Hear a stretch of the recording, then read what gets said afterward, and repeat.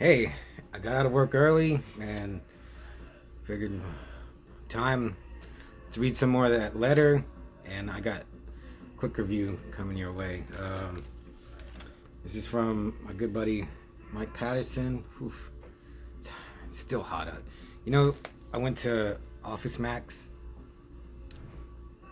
I wanted to make some copies and buy some paper, some printing paper, and I parked, and I was parked for less than a minute, and the sun was hitting me, and I was sweating like a hog, man. Like, this is really frustrating. So let's get on with this letter.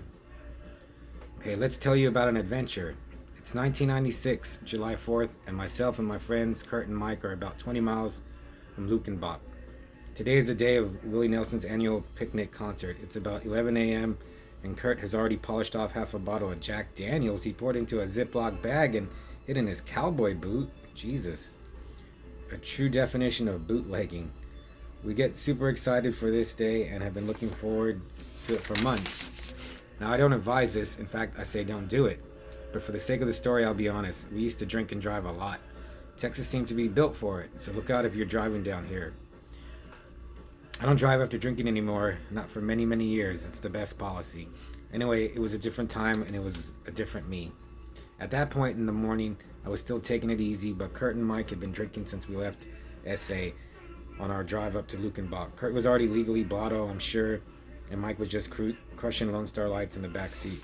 We were blasting a Brujeria CD in my black Pontiac Grand Am.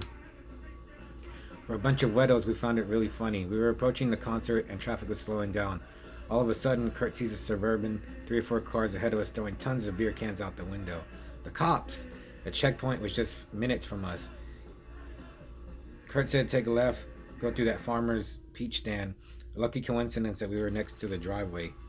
He pulled in to buy peaches and the car behind us did a U-turn to get away from the checkpoint and immediately got chased by the cops. This would only be one of many close calls that day. Like any good story that demands retelling, we got out at the peach stand, bought a dozen Fredericksburg peaches. We asked if there was a trash can we could use, and the guy at the peach stand let us toss all the empty cans in the backseat in it. We were clean, no worries, let us go to the concert. So we drove back into the line, got through the checkpoint without issue. We found a place to park. There were so many people in the parking area, it was a party in itself. We figured this was a great place to chill and catch a good buzz before going into the actual concert.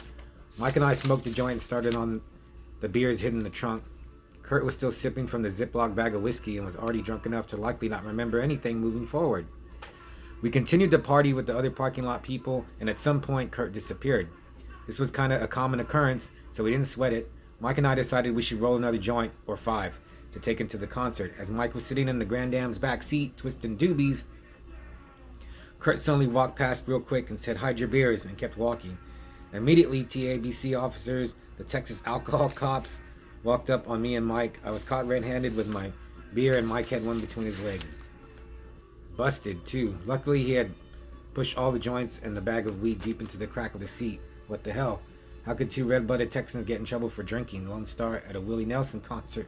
I'll tell you how. We were 17. Forgot to mention that, I guess. Well, in trouble we sure were. We both got MIPs, minor in possession tickets. Bummer, but not as much of a bummer as the cops seeing all the beer in the open trunk. We had to pour out the last case of Lone Star in the dirt. Talk about a crime. That should be legal in Texas. Well, we didn't get arrested or anything, so that was great. But what was not great was that we were out of Lone Star, damn it. It was only noon, and we had planned to make beer runs to the car throughout the concert.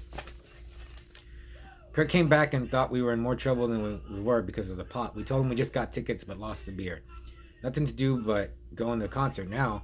Mike grabbed one of the joints out of the crack of the seat. It looked like a mutant joint. It was bent all weird at all weird angles. We went in and Willie was on stage with somebody's granny who was having a birthday. We all sang her happy birthday while Willie strummed his guitar. Trigger. Willie is such a thoughtful guy, it will be a shame when he goes. He's 93 now. After the birthday song, Willie left the stage and some German polka band started up. It was maybe 12:30 and already over 100 degrees. Even back then, Texas was an oven. See, We bumbled around the festival, dripping with sweat. Back then, we were dressed in full cowboy regalia, boots, hats, skin-tight Wranglers, the whole 9 yards. Guess what? It's extra hot in cowboy clothes. What beers I got in me had me buzzy by now, but they were already wearing off.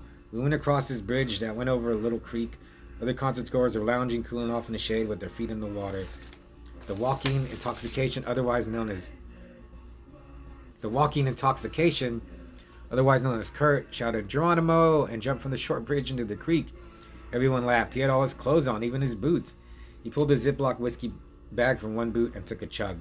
Again, everyone laughed. It was so hot already that Mike and I followed suit. In the water we went. Monkey see, monkey do. So there the three of us were laying in a shallow creek, fully dressed. Then Mike goes, fuck, the joint. Yup. He jumped in the water with the joint in his shirt pocket. He pulled it out and it became unglued. All the weed fell into the creek and washed away. One of our new friends at the creek said, party foul. Mike looked like he wanted to cry. In 1996, it was easy enough to get underage beer, but sourcing pot was a little trickier. Regardless, the creek was quite refreshing. We stayed there until security chased everyone away. We climbed out of the ditch, no longer dripping with sweat, but dripping with creek water. I don't know if you have ever tried to wear wet blue jeans for a long period of time, but it sucks. They just don't dry. Devoid of joints and beer, we headed back to the parking lot to try and buy some beer from other parking lot partiers. We were able to score a 6-pack that Mike and I knocked back in under 10 minutes. We needed to guzzle lest the booze police came by to steal more of our beer. Still wet to the bone, again out of beer, we became restless. Willie Nelson wasn't scheduled to play for at least another 3 hours. Jesus. Mike and myself wanted to smoke more pot if we were going back to the concert. We went back to the car, and lo and behold, another ticket. I guess I had double park and hadn't realized it. Mike dug the other joints out of the crack in the back seat, all broken, pot lost to the lint and debris of my car. Well, at least there was still a bag of weed, maybe 1/4 of an ounce. Mike was trying to pull the bag out, but it snagged on something, ripping the bag and pouring all the remaining weed in the crevice of the seat. Fuck. So I'm gonna stop there. And man, there's a lot more left. So we'll continue this in the next video. I think that's a good place to leave off. I'm gonna review that Crusader comic I got. I read it this morning, and dude, it was really good. It starts in Acre 1221. The Templar Knights on the crusade, and this knight, he goes into just like a cave or catacomb in the city, and he finds these druids, like, I don't know, they're not druids, these Templar priests, I think, doing a spell with a pile of dead bodies and a corpse burning over a fire. So he freaks out and kills him. Then he gets sucked into a warp hole, Evil Dead style, and lands in some crazy land with these goblin looking dudes.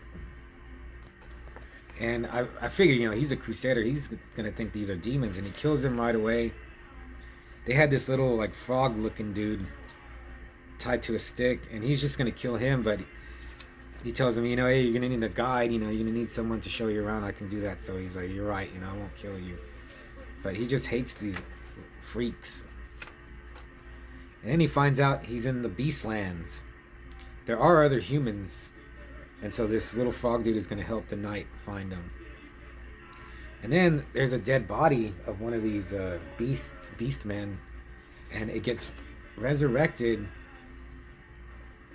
and the spirit is like reanimating a horse corpse, and it tells him he has to stop this Templar knight.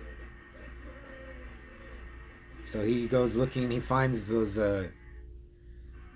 creatures that he killed. One of them escaped and hid, and he finds out where direction he's going. He kills the little goblin dude, and he goes after the knight.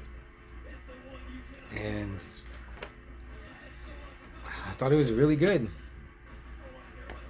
It reminded me of like Lord of the Rings, the animated Fire and Ice, and not the comic Fire and Ice, but it's just some good fantasy. It's real hard, to pick comics nowadays, but first off, if I don't like the art, if I look at it, I'm not gonna buy it. But this Crusader is pretty good. I give it a 4 out of 5. So I'm sure there's a comic book store near you, and if they have it, I'm sure there's plenty left. I just don't think this type of stuff lures in or is appealing to like modern comic book fans. Maybe, but yeah, I say pick it up. Now maybe I'll read this. I want to build these. I know this is gonna be good, so yeah. Crusader. Just wanted to read some of that letter, do a quick review, and I'll talk to you later. There's a lot of stuff I want to say, but I'll get to it in another video.